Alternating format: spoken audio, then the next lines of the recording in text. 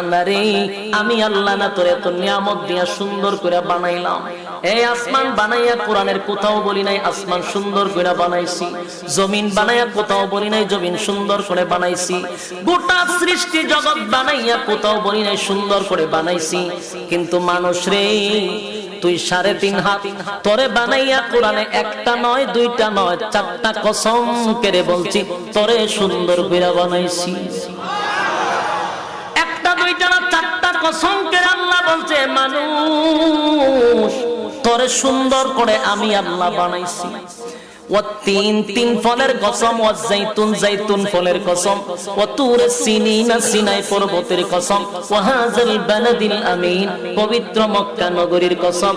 চারটা কসম করে আল্লাহ বলেন লাকাদ খালাকনাল ইনসানা ফি আহসানি তাকওয়িম।